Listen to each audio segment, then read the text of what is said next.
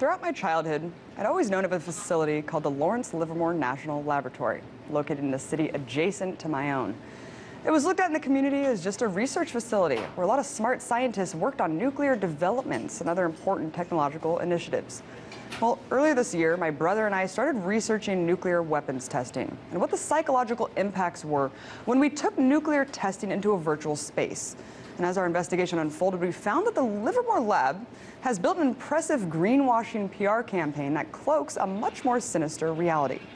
And to give you some context, all the nuclear weapons stockpile management and nuclear weapons technology come from two locations in the United States: Los Alamos Laboratory, New Mexico, which is surrounded by a giant plot of empty land, and the Lawrence Livermore Laboratory, which is a square-mile facility located right next to a city of 90,000 people. If a large-scale disaster or nuclear accident happened here, it would affect the entire Bay Area, comprised of San Francisco, Oakland, with over 7 million people living in it. The U.S. used to blow up full-scale nuclear weapons in open air until the 1963 Limited Test Ban Treaty, which permitted the continuation of nuclear testing underground. In 1992, Congress passed the Nuclear Testing Moratorium Act, which banned all nuclear testing.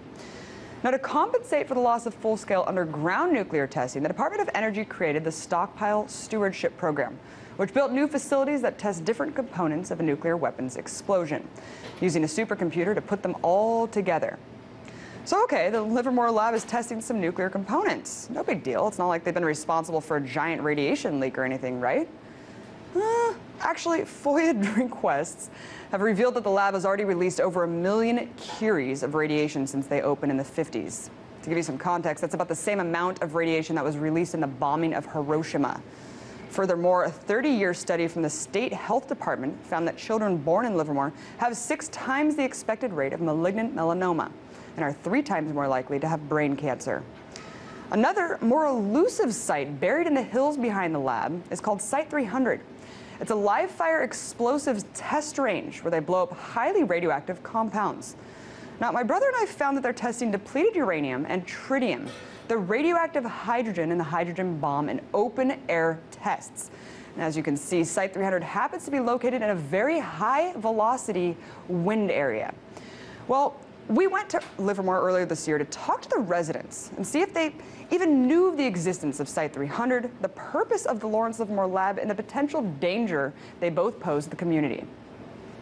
Have you heard anything about what they're doing there? Well, nuclear research, I don't know. Nuclear engineering development type stuff. I can hear what they do at the lab, but I'm not quite sure what it is they're really doing. I know there's some medical. A lot of it is research into different materials, I've heard. I know they have a bio lab, I think. Anything from nuclear stuff to making weapons, I couldn't know. Have you heard about Site 300? I have not. Site 300? 300. 300, no. I haven't heard about Site 300. Site 300 is where they actually test the nuclear material. They blow up depleted uranium and radioactive tritium in the hills where it's pretty high velocity wind. Where we live. Wonderful. It's not good. Good Lord, that's horrible. I didn't know that. That's something new. It's amazing how disempowered communities are, where we're afraid to ask questions about a super secret nuclear weapons facility in our own backyard. The truth of the matter is that this country has a nuclear weapons complex that is still stuck in the Cold War era. Our military has over 5,000 nuclear weapons, 2,000 of which are on readiness alert at all times. When polled, 80% of the American population say that they would feel safer if no country, including the U.S., had nuclear weapons.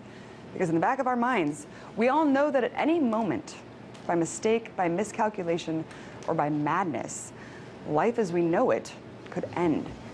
I grew up next to this lab without knowing anything about it. I was just like the people that you just saw. The notion I want to leave you with tonight is that it's not too late to empower yourself in your community.